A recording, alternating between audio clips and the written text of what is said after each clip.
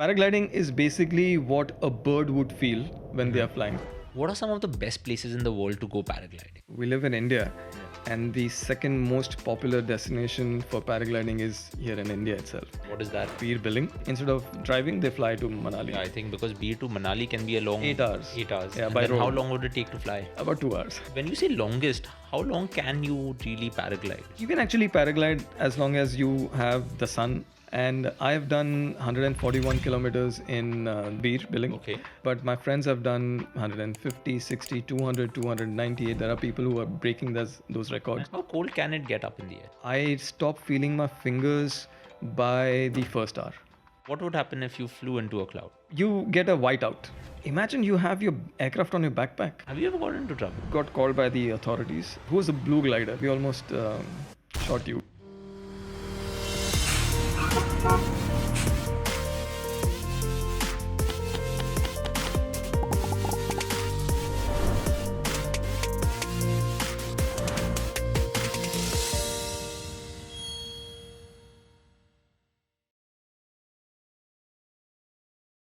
Hi everyone, I'm Neil Patil. Welcome to another episode of Travel, Explore, Celebrate Life, a podcast where we talk about destinations, cities, experiences, and a whole lot of other activities. Now, today I have with me a friend who is an aviation geek who has worked a lot in the aviation industry, but more so, someone who has a podcast that's called Paragliding Banter. And as the name of the podcast would have told you, we are going to talk about paragliding today. So I have Sajid with me. Sajid, welcome to the show. Welcome to Travel, Explore, Celebrate Life. For our listeners, just tell us a little bit about yourself. Sure, Neil. First of all, thank you so much, and for getting me here on your podcast. And it's a pleasure to be here. And we've been talking about this for quite some time. I am, as you know, been working with airlines for quite some time. I've been in India and several other international destinations working for airlines. I'm an aviation geek like you, and I also fly. So I'm a paragliding pilot. I've been flying for about 13, 14 years now. And I fly cross country. I fly a little bit of acro. I also do tandems. Okay. So that's my experience. And yeah, thank you. And I would love to talk about paragliding today. Yeah, I think one of the things I really wanted to ask you, Yeah. and we do a lot on Travel, Explore, Celebrate Life like this, where we want to really bust a few of the myths that are there. Okay. There are Now, quite a there few. is paragliding, there's parasailing. Some people think that paragliding is the same as you jumping out of an airplane and then doing something. So let's start with a simple question. What is paragliding really? Right, I get this a lot, No. and it's very frustrating. And I want to really, when people really think about us, of what we do, and what we have in mind versus what other person has in mind. So the first thing that we usually get is when I say paragliding, people think that I'm doing hang gliding, which is a triangle kind of wing, Correct. which used to be the predecessor of a paraglider. Okay. And so then I have to correct them. No, that's not it. It's a paraglider. ये मैंने गोवा में किया था.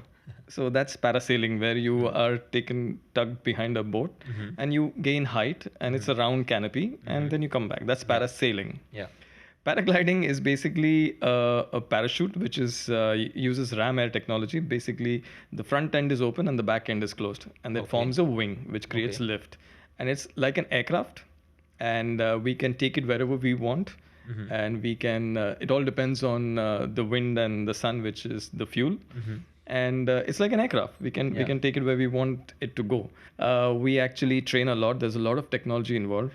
We take licenses. We do flying hours and exams, and it's a lot of involvement of knowledge, reading, and that's what paragliding is. Okay. There is also paragliding with engine called paramotoring. So you have a small engine behind, and it creates your own thrust. Is that something that you see in videos where people are doing it in Lonavala, or is that is different? No, that's what we are doing is in Lonavala and Kamshet is paragliding. No, but with an engine behind you. Yeah, so there are a few people who do that. So it's nice to have your own thrust and to know that I can take off from here anytime. But the thing is a lot of noise. Okay. Paragliding is basically what a bird would feel when they are flying. So there is no canopy in front of you. Okay. You're feeling the wind. You're smelling what the birds and other flying creatures are smelling Yeah. and seeing. and you see a lot of things from top, and it's silent. It's only the wind sound. So now, Sajid, when I did parasailing, right? Okay. The first time I did parasailing was in Pattaya in Right. Thailand. And as most Indians would do, whether it's in Goa or Pattaya, like you are on a board and then the speedboat Correct. takes you, you run, and then Yeah. you're up in the air. Yeah. And generally, you'll parasail for about 5 minutes or Yeah. 10 so, minutes. Yeah. and then You're you'll back. come back in. Now, there has been an instance where I have seen someone go up parasailing, okay? And for some reason, they just fell into the water because the harness was probably not put right Correct. or anything Yeah. like that. So, when you're doing an adventure activity like paragliding, right? And for amateurs like me, I'm not a certified paraglider like you. What are some of the safety things that I should really think of when I'm doing it? Because see, when you think about adventure sports, there's scuba diving, there's Right. paragliding, there's jumping out of an airplane, which is a skydive. You can do bungee jumping and all of that. You often want to ensure that your safety is taken Correct. care Correct. of, right? So, what should you look at when it comes to safety? A lot of people go for paragliding in Manali, Yeah. and I think it's better to go in Beer or in Kamshit Okay. because we really take care of our safety. Okay. We make sure that our equipment is certified.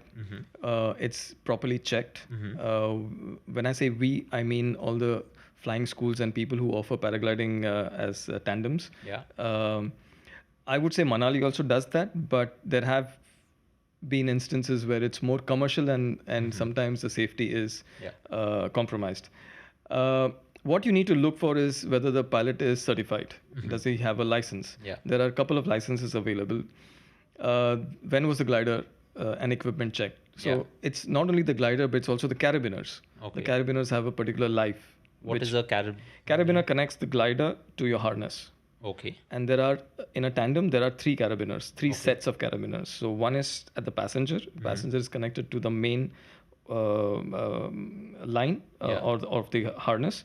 And then on the other end is the pilot. And both of them are connected to the glider on the third one. Okay. So they're all certified to carry a certain amount of weight. Okay. We just can't take any carabiner from Decathlon and go there. That'll not work. So if you were to take, you keep telling me that Neil, come this weekend, we are going to Kamshet and like we should go paragliding. What is that upper limit for a weight thing? Like, So it depends on the glider. Mostly there are gliders which go up to 280 kilos to 300 kilos. Okay. Even further than that. So it's a total all up weight. So your naked body weight, your clothes, anything that you have on you, the glider, the weight of the glider, the weight of the harness, and then we also have an emergency parachute. It's Okay. called the rescue, which is also added. Then everything, if you're carrying water, if you're carrying equipment, everything put together has to be within that limit. so now let's come to the main thing why I'm sure anyone tuning into Travel, Explore, Celebrate Life would be listening to this podcast. What are some of the best places in the world to go paragliding? Oh man. Okay, first of all, let me tell you that we live in India. Yeah. And the second most popular destination for paragliding is here in India itself.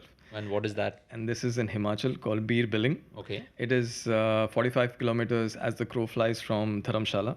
Okay. And it is the mecca for flying. And Why do you say that? Like, how many times have you flown there? I have flown there quite a few times. I have done my longest flights over there. A lot of other people also fly. So it is the start of the Dauladar range that goes on towards the Himalayas. Yeah. So the first range, first mountain range, the first ones that you see is where we fly. Yeah. And behind, as you go, the ranges behind, they are covered with snow. Yeah. And the deeper you go, the more difficult it is to come out in case something happens. And that's our safety thing. So people who can survive in mountains for days and weeks to come out by walking are the ones who actually have the guts to go inside. I wouldn't say guts, but I would say they are prepared and they know what to do. And they are prepared to go a little bit further deeper inside. So a lot of my friends do Beer to Manali. Okay. Instead of driving, they fly to Manali. Yeah, I think because Beer to Manali can be a long 8 hours. 8 hours. Yeah, and by then how road. long would it take to fly? About 2 hours. That's it. Yeah. And you mentioned some of your longest paragliding stints have been there. Look, So yeah. when you say longest, how long can you really paraglide? You can actually paraglide as long as you have the sun and the temperatures and the thermals going helping you Yeah. on a day. And I have done 141 kilometers in Beer Billing. Okay. That's been my longest flight. But my friends have done 150, 60, 200, 298. There are people who are breaking those And records at the moment. let's say 141 kilometers, Yeah. right? How long would that take? That took me about 6.5, 7 hours. So what I did was I started from Beer, where everyone starts. Then I headed right, reached Dharamshala. I turned at Dharamshala, came back all the way to Beer. Then I went left and continued a little bit further, and then returned back. I actually didn't return exactly back to the landing because I made some few wrong decisions because I was tired by the end of it, and the day was ending. So Yeah. by around 4 o'clock, 5 o'clock, even the thermals sort of tend to be not that strong, so you don't find a climb. But if you find a climb, if you find a thermal, you can go on. Now, when you say that there is the sun has to be out, right? How cold can it get up in the air? Oh, up in the air, we always prepare ourselves. We wear clothes to the temperature of the cloud base. Yeah. We are always talking about cloud base. We want to reach the cloud base, and then we want to glide. Yeah. We will lose, and then we'll again climb to the cloud base. And that's how we travel. That's our way of. So, as you can imagine, if water is condensing at that level and forming a cloud, it is Yeah. pretty cold. Yeah. So in beer billing, I stopped feeling my fingers by the first hour. Wow. I mean, I just don't have any Just went numb, sensation. is it? I'm wearing gloves which are temperature controlled. They're heated gloves, and in spite of that, I am unable to feel my fingers. So, and those gloves are bulky. But Obviously, you like it's the passion that kept you going. imagine you have your aircraft on your backpack. You're carrying your aircraft anywhere you want, and you can go anywhere you want. And the sceneries that you see. For example, let me give you. We go to Lonavala, Kamshet, Pavna so many times, and everybody has seen the road and seen the hills. Who has actually seen Tikona Fort from top? I saw it a couple of days ago. Yeah. I've been seeing it. I was able to fly over it. It's a triangle thing. Yeah. It's a fort which has got a reservoir of water with black stones, granite Yeah. made. You can fly over it, see the water. You can see the settlement on top, how it was. How did they go up there? And I'm able to do that by myself. Fly over that, circle around. I have seen so many forts at Lohagad, which is at Kamshet. There is also flying over the lake. You know what a cloud smells like? No. We fly through clouds. We go through clouds in aircraft, and it's nice to go through the clouds. We don't fly into clouds. That is the What worst thing to happens? do. What would happen if you flew into a cloud? Yeah. So you get a whiteout basically. So the Okay. cloud is basically, what's a cloud? Cloud is basically the sun is heating the ground, Yeah. and the ground is heating the air around it, Yeah. and then the heated air rises because it's hot, and as it goes up, the pressure decreases and it also expands and cools. So every 100 degrees it cools by a degree. 100 meters it cools by a degree, and depending on the relative humidity present in the air, Okay. let's say if it's close to a lake, so the humidity is a little bit higher, it'll reach a dew point where that water vapor, Hmm. air going up, mixed with water Yeah. vapor, will condense to form a cloud. Yeah. Cloud is basically that. Correct. Then once it cools, the cold air then starts coming down Yeah. on the other side. The whole cycle gets repeated. Hmm.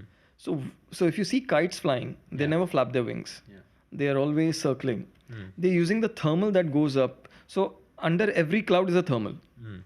And they're, And you're using that I'm thermal. using that to climb up. And as you go up, it gets colder. So once you like, if you were to hit a cloud and you would get wiped out, as you call it. We wouldn't go into a cloud first. First thing is, What if we you make a don't. mistake? Yeah, if you go into a cloud, then this has happened quite a few times because in Beer, the clouds are very low. Sometimes they're Yeah. below us Yeah. when we're flying. Correct. We don't fly. I mean, we wait for below the takeoff. So we're Yeah. seeing the clouds below us. So we wait. But there are times when clouds suddenly come. I have gone into a situation where a cloud has suddenly come. And clouds are very tricky, you know. Yeah. They look very nice, but they're very tricky. You see a cloud coming at you, and you think, okay, let me turn this side. When you turn this side, it's coming from this side. Then you said, oh shit, it's coming from now. Change direction. You turn, look, you hit the hill that side. Yeah. Now it's coming from there. So it's actually a circle thing inside. You can't so just what fall happens? asleep, right? No, no, no. What happens is inside a cloud, you lose if it's a whiteout. Basically, you don't have any sense of direction. Yeah. Are you going up? Is the glider turning right? Are you going left? It just there's no point of reference. And then there are other people also. Yeah, So that's what we I was going start to ask. screaming or singing songs Oh. so that other people know that we are around. We don't want collision there. And we also don't want a collision with the hill if we are very close to the hill. So, first rule avoid clouds. And So- then you look for a little bit of a hole somewhere and you aim for that and you like get out of it.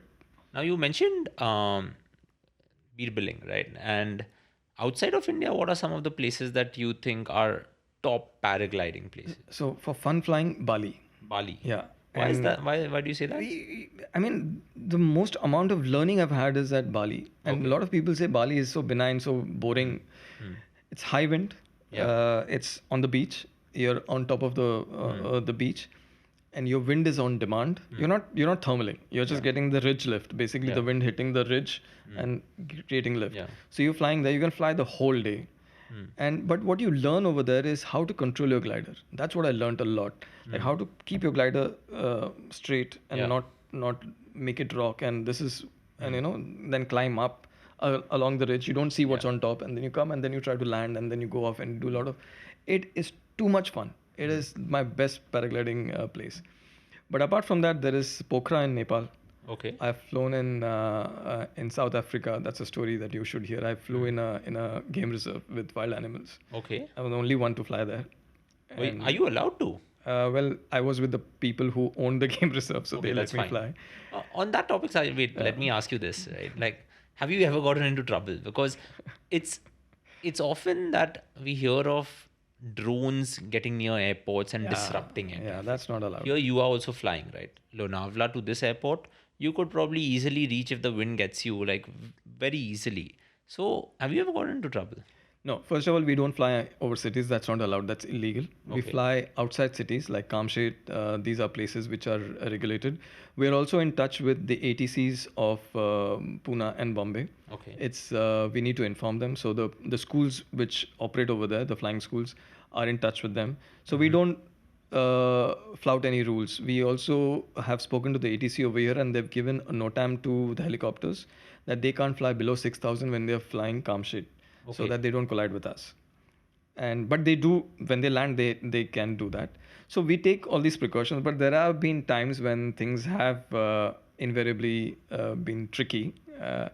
Last July, I was flying in north of India, and it was the first time we were flying there. Yeah. It's in the city, and but we are allowed to fly. And we spoke to the tourism ministry at that Yeah. time, and we went to fly. And it was the first time. There are three of us who were flying, Correct. and we flew and we went through ridges. Now it's close to sensitive areas, but we had already informed them. So, and we were also on the news. They Yeah. they interviewed us, and so we were like, okay, everything's sorted out. Yeah. And then we flew and we landed on top. Okay. I landed. All three of us landed on top at 3,100 meters. Mm-hmm. And the life over there is crazy. On top of that hill is a meadow. There are cows. There are people living over there, nomadic people, and it was amazing to land. And we took off from there, and again Yeah. we landed down, and everything was fine. Correct. Next day, we got called by the authorities, and they sent out a lookout for us. And they came, they spoke to us, and they were like, "What were you doing here?" So we said, "Because you're supposed to be informed. We informed them." Yeah. So they didn't inform us. Yeah. So I said, "How are we supposed to know?" Mm. They said, "You shouldn't do that." Who was the blue glider? I said, "That was me." Oh, okay. We almost shot you. Oh, really? Straight to the airport from there. No, I'm Yeah, just kidding. imagine, right? Yeah. So that did happen, but not on regular places. This was something that was a miscommunication, but it's all sorted now. Yeah. In fact, we're going to go back again, and it got sorted out. It was not such a big deal, but yeah. Look, if you got to land, you got to land. Yeah. If you have run out of space and there's an emergency landing to be done, you do land. How much does a glider cost? See, the glider would cost anywhere from 2.5 lakhs onwards. Okay. The harness would cost somewhere around 50,000. Okay. The emergency parachute would cost somewhere around 50,000.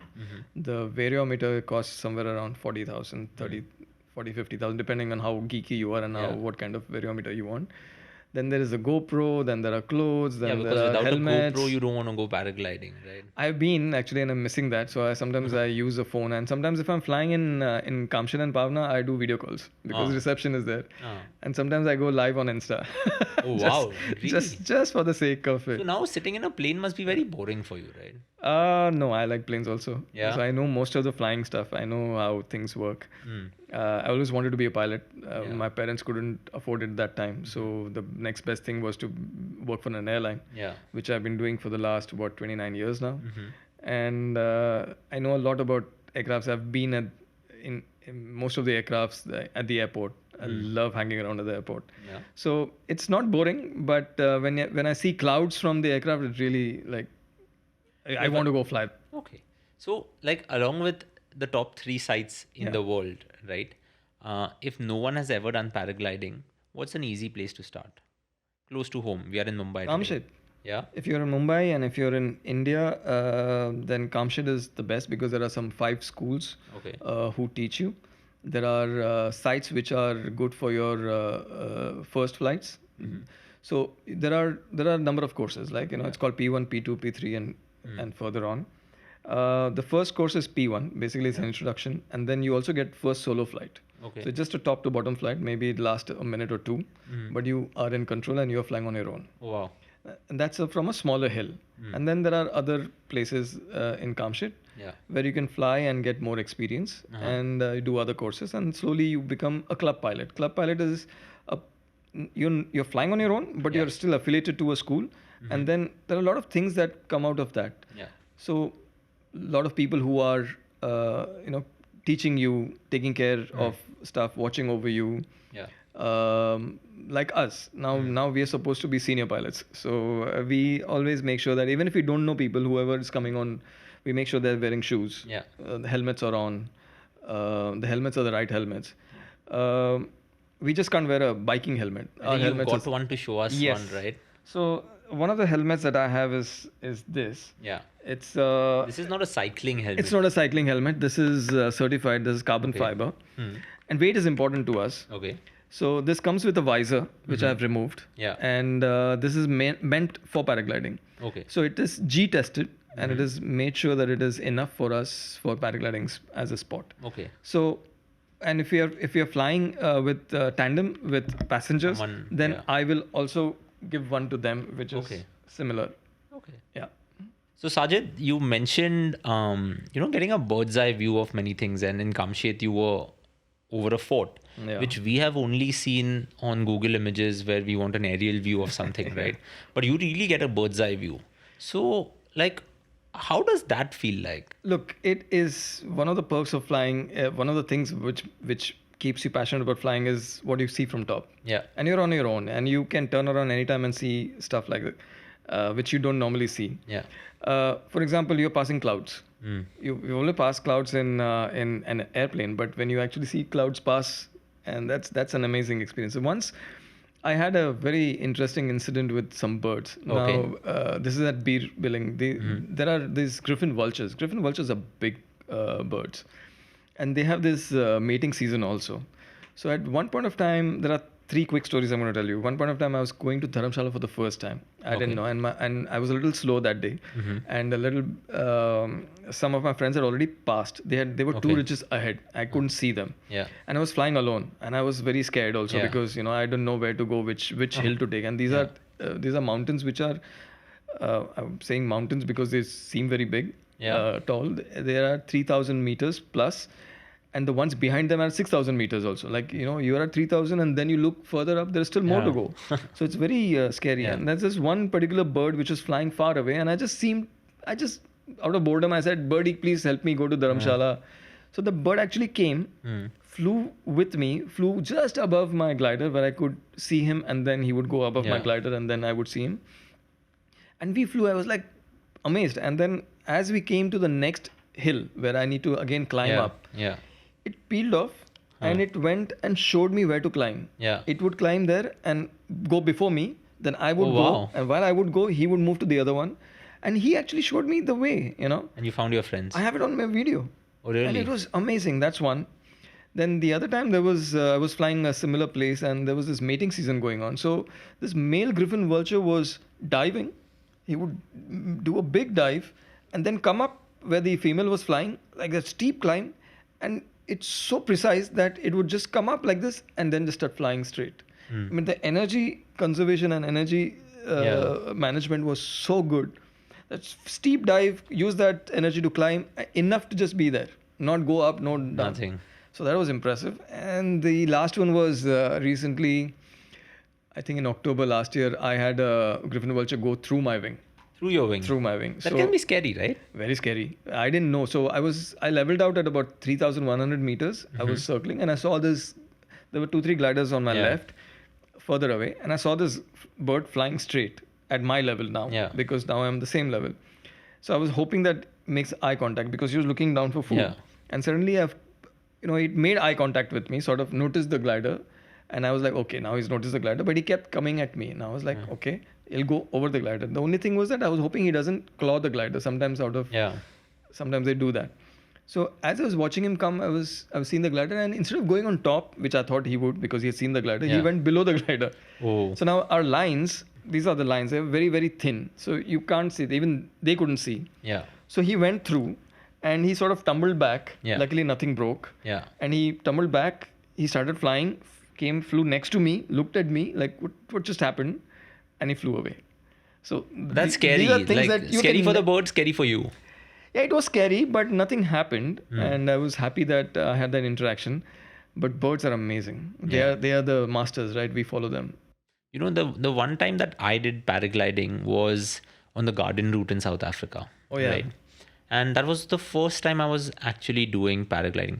I've done bungee a few times. Right. I've never done skydiving. I had never done paragliding. You do from Lions Rock. I think so. I can't remember Table Mountain, in front of Table Mountain. I was on garden route, so I think it was Plettenberg Bay. Oh, I've flown there. Yeah, I've so, flown there. It's got amazing takeoff. I was so excited that I told my pilot that I want to take my phone. Yeah. And the pilot was like, you can take your phone. Yeah. But if your phone falls off, we aren't going to go get it. But I hung on to my phone for dear life because our phone is the most important thing nowadays, right? Often we used to say that if your passport is lost, your trip is over. But I think today, if our phone is lost, our trip is over. So I kept it. And when I kept it with me, and I just held on to it. And the footage that I got was just incredible. Like, it was something else. Like, it was a totally different experience. And I mean, I can't put it in words, and I can imagine what you must be feeling every single weekend because it's fun, so, right? Plettenberg Bay is where I also flew, and it has got green takeoff. Very nice. It's like almost 5-star. And we also take our phones. Yeah. And most of our phones have a Velcro behind here. Okay. And they always have something to tie. So you just all the pilots, you'll know this is a paragliding pilot because they'll have this. So we always have it secured with a thin line. Yeah. And there is Velcro behind here, so it goes on a This cockpit. is your monitor. It's called a Variometer. It helps us with a lot of information. It's in front of us on a cockpit. There are different kinds. And it beeps when it goes up. Okay. So it goes t. The higher the frequency, the faster you're going up. Okay. And then if you're sinking, you go so you never want to hear that sound. So if you hear that sound, we try to find a thermal somewhere. Okay. It also gives you information like what's your glide ratio, what's your speed, what's the wind speed, Okay. Where was the last thermal that you saw. If you're not getting any climb, then it'll guide you back to the last thermal. Yeah. Then there is also speed of distance to take off. Like if you've taken off and you want to go back. That's how you come to know that you've flown 141 kilometers. No, what happens is this creates a IGC file of data. Yeah. And that gets uploaded to a website called Leonardo. Okay. And also there is XC track, which compiles everyone's flight. So on a daily basis, people who have flown can upload directly, and It's we like a know, logbook. Yeah, we know who's flown what. So and it also goes through my phone. If I don't nowadays, the technology is that I don't need this anymore. It's on my phone now. Okay. It's an app, and it's called XC track. And you turn it on, it records your flight and automatically uploads it over there. So I don't even need to do anything. So that's how I know where I went, what was my speed, what was the average speed, how much did I climb, how much did I lose, what was the track, how was the total leg.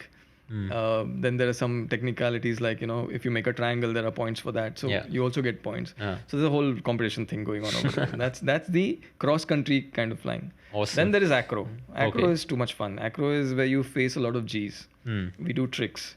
And so yeah, I've done a few tricks which I've learned on my own. Very interesting. And that's why Uludeniz in Turkey, where you fly from 6,000 feet, 8,000 feet, and over the sea, and then you get a lot of time to do your tricks. And even if you have a problem, if you go land in the water, there are dedicated boats to pick you up. In fact, they fight on who's going to pick you up. So which is good. So you always know there's somebody there. Safe. There's always someone. So yeah. Awesome. I think, Sajid, we've spoken for a long time on this episode, not only to get an understanding of what paragliding really is, but we've busted a few myths like, whether parasailing and paragliding are the same and all of that, all of the questions that you must be asked randomly all the time. And I hope this episode goes out to not only paragliders out there, but people who want to do paragliding but just don't know what to do, because the internet can be one big garbage dump also, where you get a lot of information and then suddenly you're like, what do I really do? Do you think we've missed out on anything? Yeah, I think there is a little help I would require from you.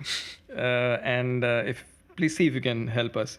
Our paragliding community is pretty small and they're passionate, but it's not very small either. There are enough numbers. And we always struggle in finding packages to fly.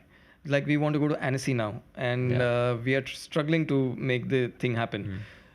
We need fares, we need hotels, we need transport, local transport, we need food.